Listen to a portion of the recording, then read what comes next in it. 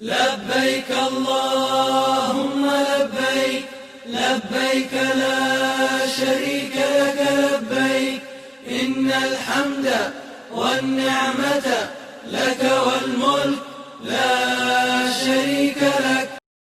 من الشيطان الرجيم بسم الله الرحمن الرحيم الحمد لله رب العالمين والصلاة والسلام على رسول الامین اما بعد.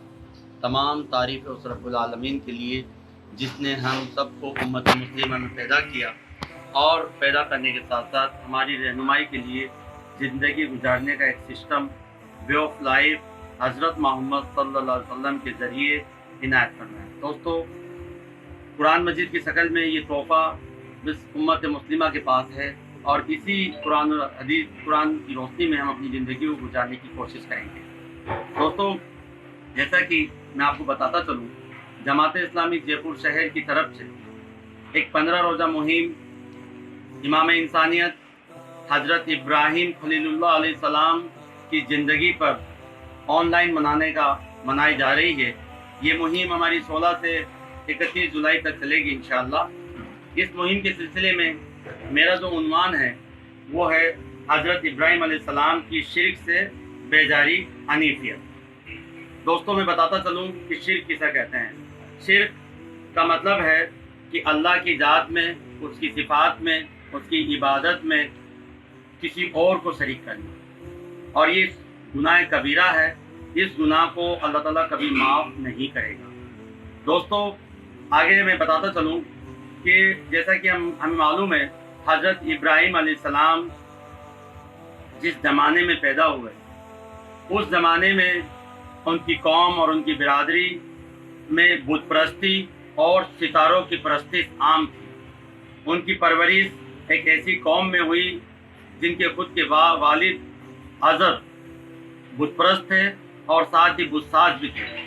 دوستو، حضرت ابراہیم علیہ السلام کے والد کو اپنی سوسائٹی میں ایک اعلیٰ مقام حاصل تھا، اور اس اعلیٰ مقام کی حیثیت سے وہ کافی حیثیت مند تھے.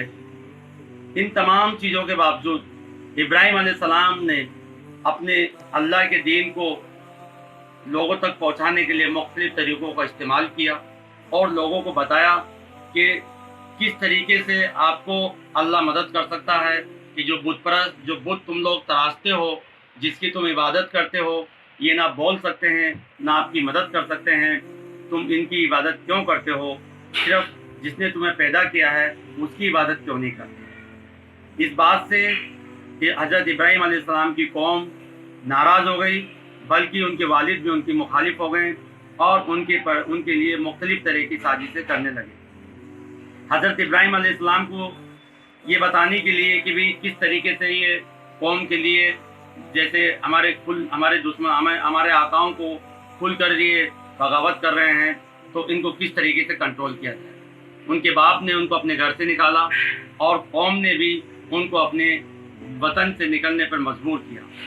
دوستو، حضرت ابراہیم علیہ السلام نے قرآن کے اندر بہت سی جگہ پر یہ آیا ہے کہ حضرت ابراہیم علیہ السلام نے اپنی قوم کو یہ بتاتے ہوئے کہا کہ اے برادران قوم، میں ان سب سے بیزار ہوں جنہیں تم خدا کا شریک ٹھہراتے ہو.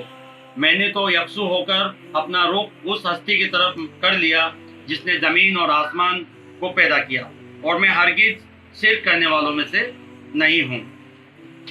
اس کے ساتھ ہی جب یہ اعلان کر دیا انہوں نے، تو ان کی قوم ان کی دشمن ہو گئی.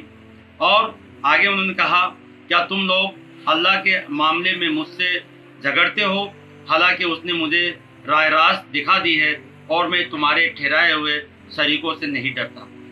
حضرت ابراہیم علیہ السلام نے کھل کر کہہ دیا کہ میں تمہارے ان معبودوں سے ڈرنے والا نہیں جو نہ بول سکتے ہیں، نہ کسی کی مدد کر سکتے ہیں، نہ کسی کے کہنے پہ اس کے ساتھ آ سکتے ہیں. تو دوستو، حضرت ابراہیم علیہ السلام نے بے دھڑک اپنی قوم کو ایک طریقے سے چیلنج دے ڈالا کہ میں ان سے ڈرنے والا نہیں. حضرت ابراہیم علیہ السلام کا یہ حال نبوت کی بات کا ہی نہیں تھا، بلکہ बल्कि वो अपनी इब्तदाई ज़िंदगी से यानी बचपन से ही वो मुख्तलिफ तरीके से सवालात करके अपने वालिद से पूछा करते थे कि ये जो पत्थर जिसको आप तराश रहे हो ये ना बोल सकते हैं ना मदद कर सकते हैं, फिर क्यों तुम इनके सामने अपनी पेशानी को झुकाते हो। अल्लाह ताला ने उन्हें रुश्द व हिदायत जादे मुस्तकीम पर कायम रखा था, इसलिए उन्होंने बार बार कहा, उससे पहले हमने इब्राहिम को उसकी हौसमंदी बख्शी थी और हम उसको खूब जानते थे। सूरह अंबिया। इसके बाद इस आयत में जो आया है कि अल्लाह ताला ने इब्राहिम अलैहिस्सलाम को शुरू से ही बचपन से ही हिदायत पर रखा था और वो बहुत ही हौसमंद और मारिफत इलाही की तरफ थे, हौसमंदी थी और रास्त रवी पर थे। इसी आयत में हजरत इब्राहिम अलैहिस्सलाम को मिन कल्ब भी कहा गया, मतलब ऐसा दिल जो अल्लाह की नाफरमानी से पाक हो। यानी अल्लाह ताला ने हजरत इब्राहिम अलैहिस्सलाम को बचपन ही से रुश्द हिदायत से नवाजा था।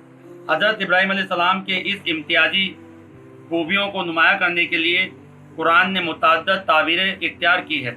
सूरह साफ़ात में है, और उसके नूह अलैहिस्सलाम के तरीके पर चलने वाला इब्राहिम था जब वो अपने रब के हुजूर कल्ब सलीम लेकर आया। इस आयत में हज़रत इब्राहिम अलैहिस्सलाम को पाकीज़ा दिल भी कहा गया। बाद मुफस्सिरीन ने इसका आम मफ़हूम मुराद लिया है, यानी ऐसा दिल जो तमाम एतकादी व अखलाकी खराबियों से पाक हो, और बाद मुफस्सिरीन के नज़दीक इससे मुराद है शिर्क की आलूदगी से पाक के। हज़रत इब्राहिम अलैहिस्सलाम की हक परस्ती और शिर्क से बेजारी को नुमाया करने के लिए कुरान ने एक लफ्ज़ हनीफ का इस्तेमाल किया है। यहूद व नसारा में से हर एक बावजूद अपनी तमाम गुमराहियों के और सरी शिर्क के दावा करता था कि वो सिर्फ वही इब्राहिम अलैहिस्सलाम के बताए हुए दीन पर हैं, उसके तरीके पर चलते हैं। इसके जवाब में कुरान ने मुख्तलिफ जगहों पर अल्लाह ताला ने कहा, आल इमरान में, इब्राहिम ना यहूदी था ना ईसाई, बल्कि वो एक मुस्लिम यकसू था और हरगिज़ मुशरिकों में से ना था। इस आयत लफ्ज़ में हनीफ का मतलब होता है मायल होने के, झुकने के।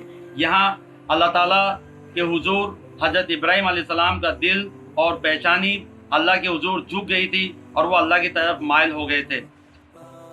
दोस्तों, अरबी ज़बान में अनहफ उस शख्स को कहते हैं जिसके दोनों पैर मुड़े हुए हो। इस एतबार से हनीफ के मायने हुए वो शख्स जो हर तरफ से कट कर सिर्फ अल्लाह के दीन की तरफ मायल हो।